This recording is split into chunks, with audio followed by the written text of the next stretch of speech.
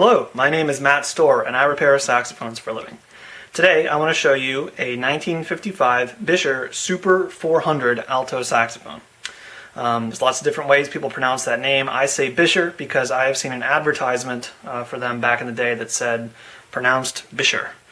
Now, before I go into this saxophone, it's necessary to know a little bit of history about the Fischer Company around this time. This was made in 1955, which was kind of the start of the decline of the company until its eventual purchase by Selmer USA in 1963, at which point most of the Buescher designs became used for the Bundy saxophone, which is a student instrument, and the Bundy 1, which is the older one, is actually a really great horn, although it's somewhat cheaply made compared to the earlier Bueschers. It's actually basically a stencil of the early Aristocrat that Johnny Hodges played on.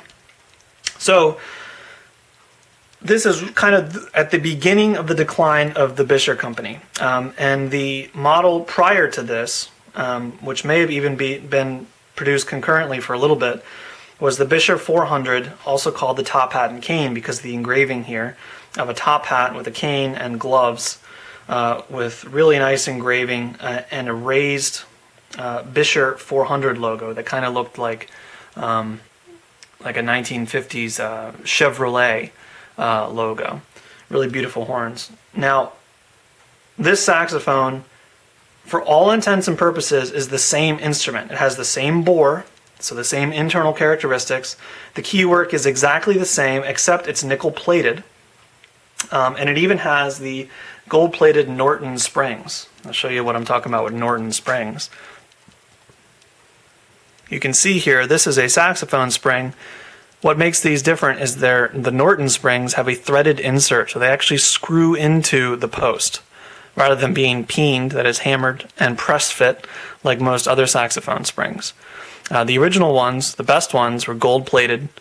Eventually they got cheapened to where they were just stainless. You can buy reproductions today, but they're not nearly as good as the originals. And the originals are gold-plated.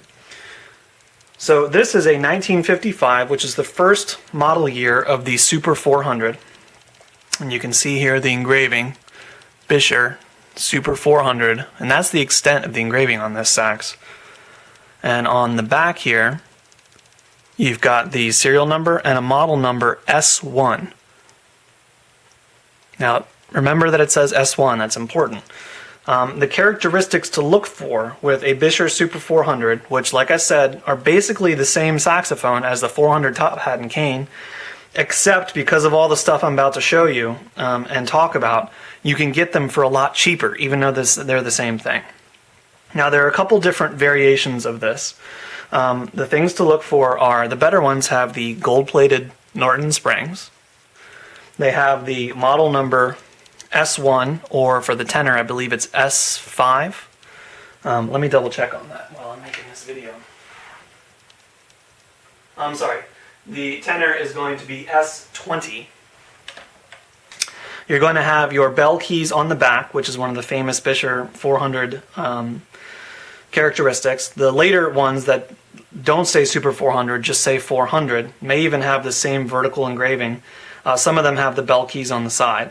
Now those are good instruments, but they're not the same.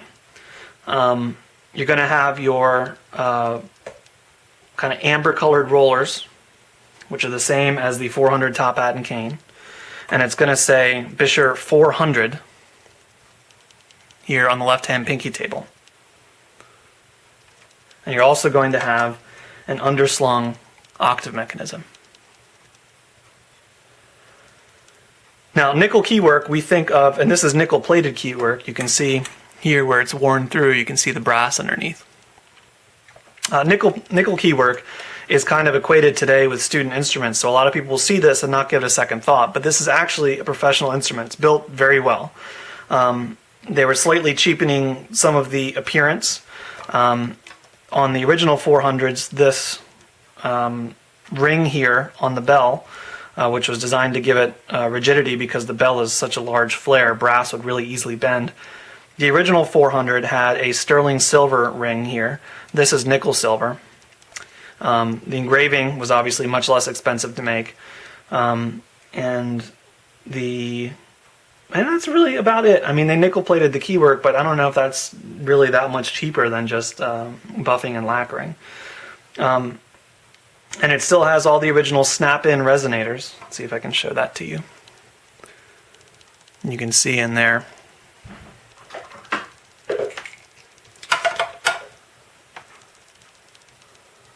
There you go. So those resonators are integrated into the pad cup, and they actually snap in like little buttons. So this ends up being basically a Buescher 400 saxophone. So what I'm about to talk about as far as the repairs you do to it and how things are put together and the things to watch out for are the same on the 400 top hat and cane. It's just that this particular model, you can get it for a lot cheaper. Okay, so interesting things about how this is built. Okay, you've got the underslung octave mechanism with your brace on the top. One thing to watch out for is the angle at which this key hits.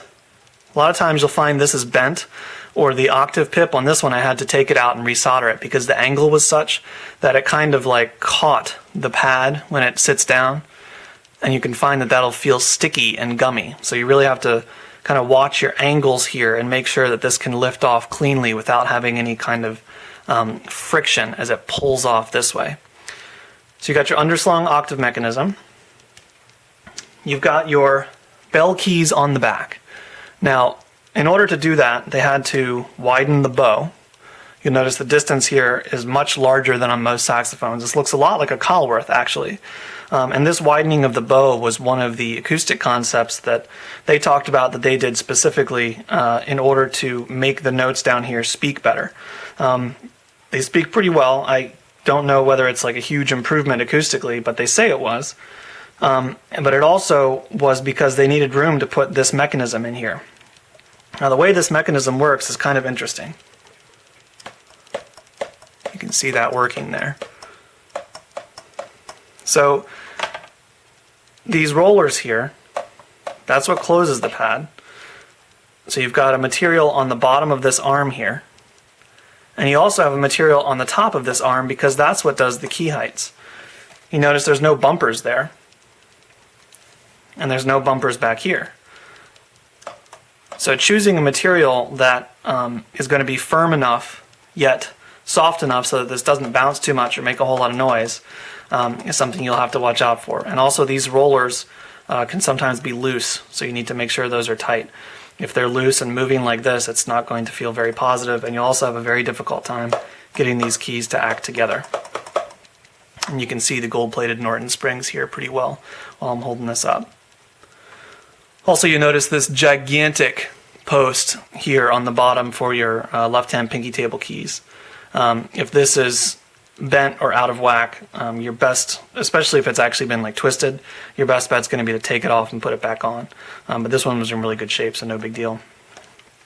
Also, your C sharp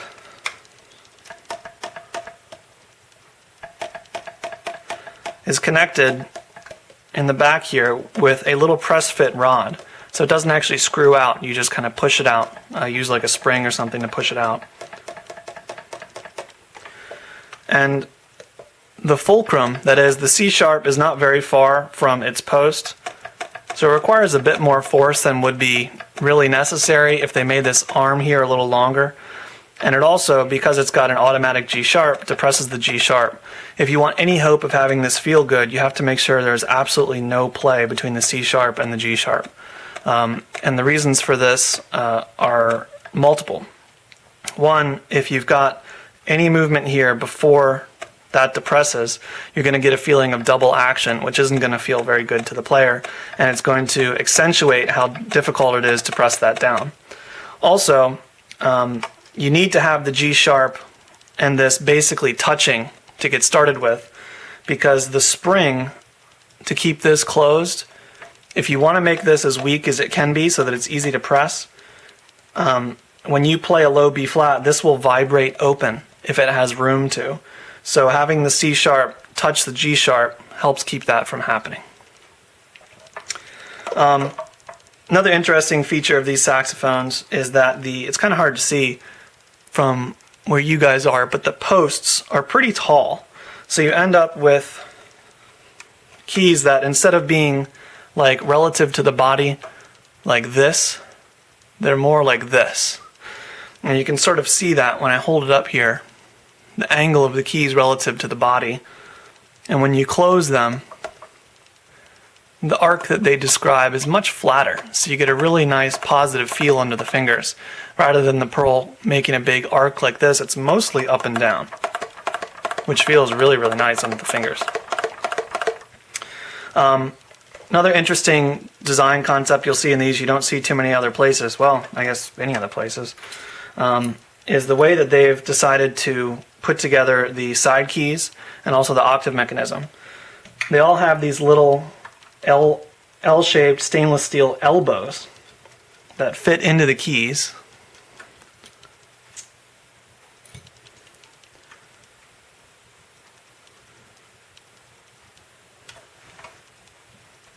You can see here.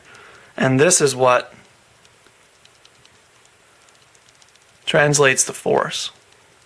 And these can slide in and out, and they also move this way. And this works actually really well when they're in good shape. And you can see, I'll remove it here. So you've got those little elbows there that insert into the key and make the joint. And then when the key moves, these slide in and out and also pivot. These work really, really great when they're in good shape, but the angle between the keys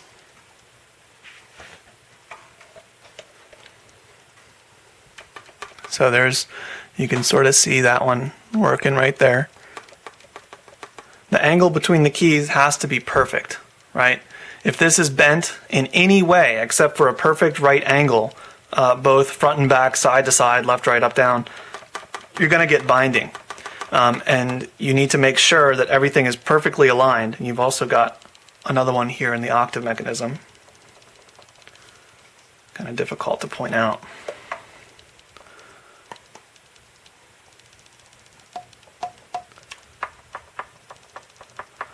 You have to make sure that those are perfectly aligned in order for the keys to act naturally and not be sluggish.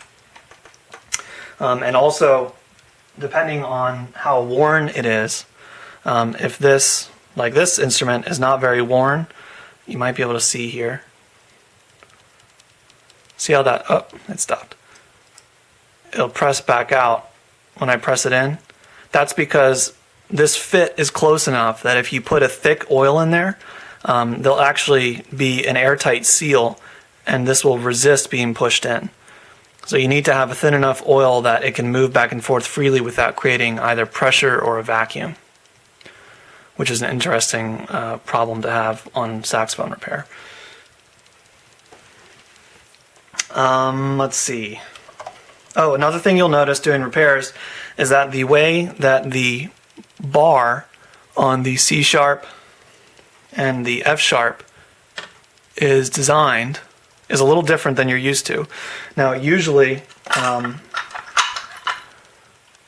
the way you work on a saxophone is to make these adjustments, you put a piece of adjustment material right here between the foot and the bottom of the bar.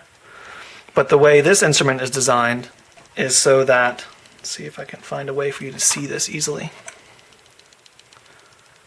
You know what, I'll take off the E flat and then you can check it out. So the adjustments are actually done on a different side of the key. And there's actually room so that you can do it traditionally, but that's not the way it was designed to be used. And it's actually, it works quite a bit better when you do it the other way. Pardon me here while I make sure I don't lose my screws. Okay, so you should be able to see this better now. Okay, so you can see the bar moving right here as part of the C sharp. That's actuated when you press the other keys on the stack.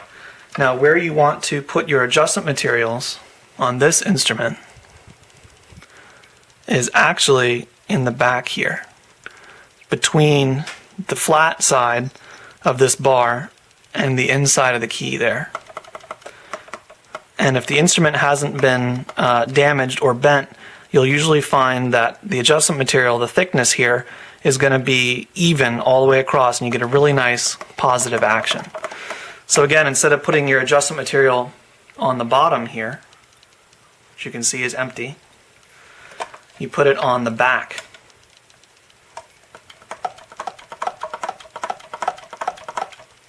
Another thing you'll find is that the key work on these instruments is exceptionally hard, and this is something that Buescher actually worked on. I think they even had like a trade name for it, like perma brass or something like that. They said it was 99% harder. And I don't know whether it's just because the key work is so substantial, because it is extremely substantial, or whether the brass was actually harder. But you'll find the key work on these instruments is very durable.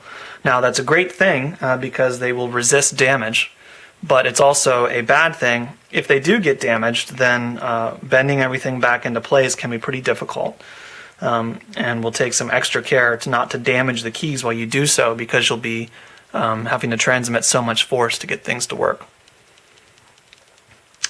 Also, you can see here the bell-to-body brace has a relatively small point where it contacts the body. If this gets hit this way, this will definitely push into the body here, and you're going to have to pull that dent back out.